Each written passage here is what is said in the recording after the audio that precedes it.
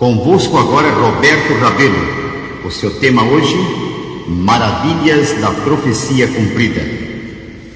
Há algum tempo, 1000 destacados homens da ciência, entre os quais havia membros da Academia Francesa de Ciência, da Real Sociedade de Londres, da Academia Americana de Ciência, bem como professores de importantes universidades alemãs, prepararam uma lista das 7 maravilhas do mundo moderno.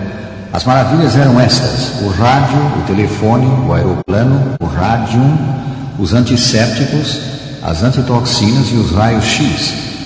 Desde que isso aconteceu, a ciência avançou muito e hoje a lista deveria incluir a desintegração do átomo, a física nuclear e as naves espaciais. E falando de maravilhas modernas, lembramos as 7 maravilhas do mundo antigo: os jardins suspensos de Babilônia, o templo de Diana em Éfeso, a estátua de Júpiter em Olímpia, o colosso de Rhodes, o farol de Alexandria, o mausoléu de Halicarnasso e as pirâmides do Egito. Mas o nosso assunto são as maravilhas da profecia cumprida. Há muitos admiráveis cumprimentos de profecia. Nesta irradiação vamos considerar 7 deles. A primeira das maravilhas proféticas para as quais chamaremos a atenção é o aumento da ciência que vemos no mundo. Deveras estamos cercados de maravilhas, de prodígios da ciência.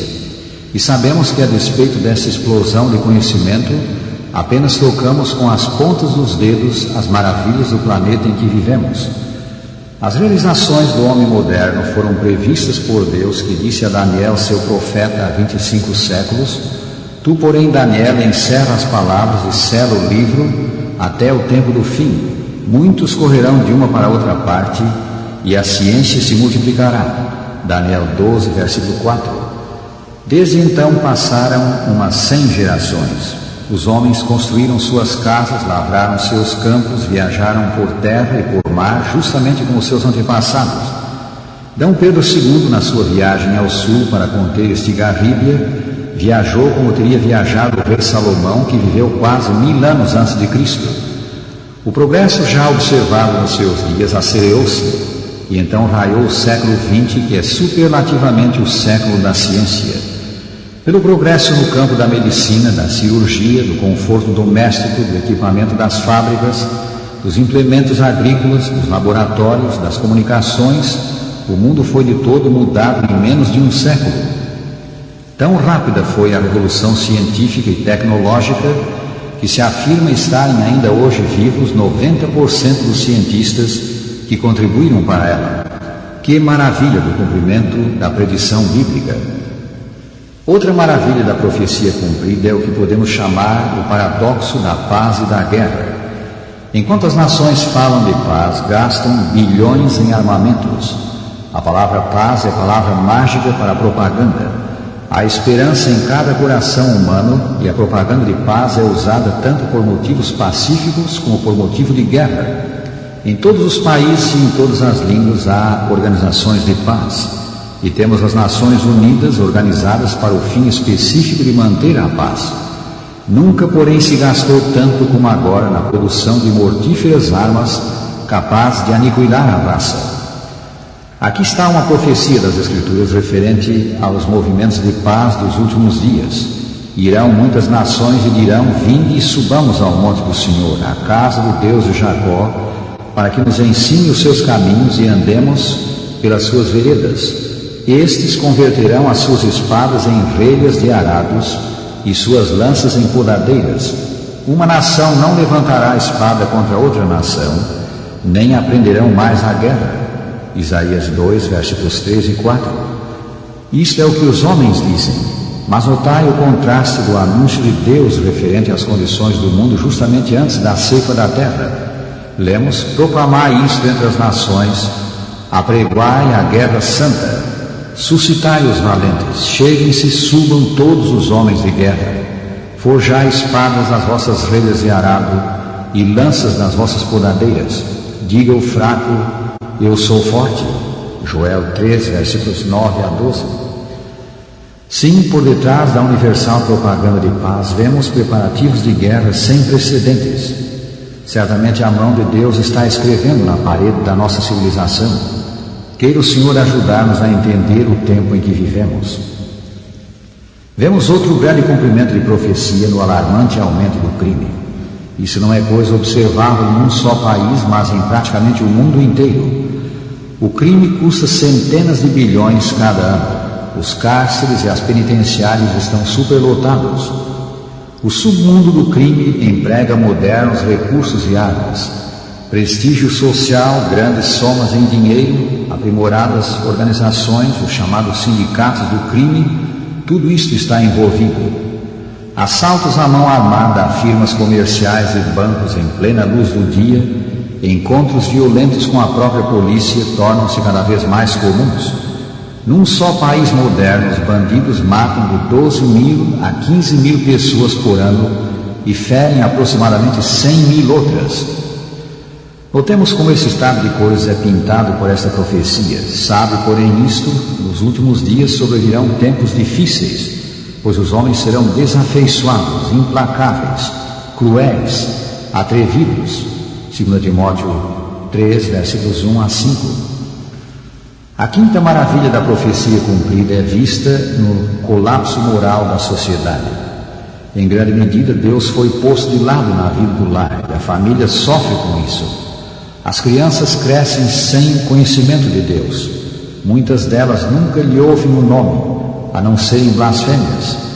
Para milhões, os 10 mandamentos parecem coisa obsoleta. A santidade do casamento é objeto de escárnio e os desquites e divórcios crescem assustadoramente. Não devemos esquecer que o lar foi estabelecido por Deus para ser o baluarte da pureza e moralidade. O uso de narcóticos e de bebidas alcoólicas, o colapso das barreiras entre os sexos trouxeram maldição a milhões.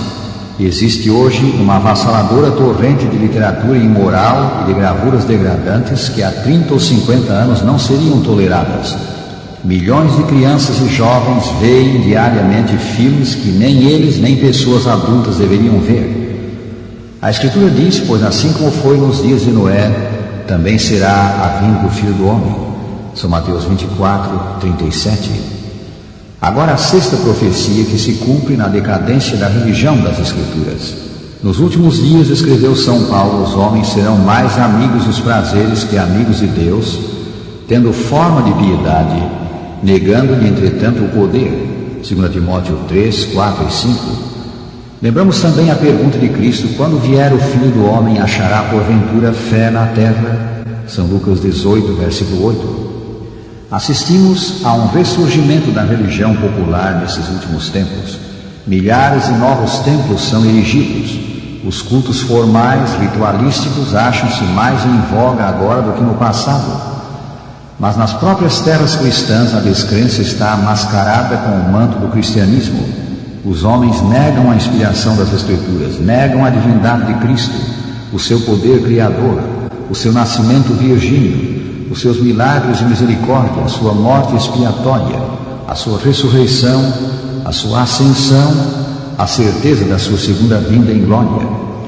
Ainda assim, tais homens se dizem cristãos. Calcula-se que há hoje milhões de pessoas que se criaram na igreja, figuram como membros dela, mas não frequentam os cultos, nem participam das atividades espirituais. Essa decadência espiritual é um sinal dos tempos. Deixamos, porém, este escuro quadro e contemplemos um outro, um quadro de glória. O sétimo grande sinal dos últimos dias e a sétima maravilha da profecia cumprida é a proclamação mundial do Evangelho. Jesus disse: será pregado esse Evangelho do Reino por todo o mundo, para testemunhar a todas as nações, e então virá o fim. São Mateus 24, 14. Há pouco mais de 100 anos, mensageiros da cruz começavam a penetrar as terras não cristãs, a Índia, a China, a África, as ilhas do sul do Pacífico. A igreja começava a cumprir a ordem de Cristo de ir a todo mundo e pregar o Evangelho a toda criatura. E vede o que aconteceu desde então. A publicação das Escrituras tomou tal vulto que é feita hoje em mais de 1.200 línguas e dialetos. Pelo uso da imprensa moderna, da televisão e do rádio, o Evangelho de Cristo alcança rapidamente as mais remotas paragens da terra. Um pequeno grupo de cristãos, os adventistas do sétimo dia, ao qual pertence este programa, é campeão das Escrituras Sagradas e não se tem deixado afetar pelas ideias modernistas de religião. Presentemente, eles proclamam o Evangelho em 928 línguas e dialetos. O número dos seus pregadores, professores, médicos e enfermeiros ascende a 57 mil. Isso, porém, nada é em comparação com o que deveria ser. O cumprimento das profecias que indicam estar próximo à volta de Cristo deveria mover-nos a redobrado esforço de evangelização, crendo no Senhor Jesus Cristo como nosso Salvador pessoal, consagrando-nos ao serviço de Deus, enchendo o coração com os ensinos do Divino Livro, recebendo forças pela oração e estudo da Bíblia Sagrada. Deveríamos avançar com fé para levar salvação, esperança e paz ao mundo arruinado e turbado. E agora algumas perguntas pessoais. Estás preparado, rádio ouvinte, para enfrentar a grande crise para a qual caminhamos? São as Escrituras o teu guia? É Jesus o teu Salvador? Submeteste a vida a Deus e confiaste a Ele os teus caminhos? Estás aguardando a vinda de Cristo? Se fazes isto, serás contado entre os que o Senhor tomará para si.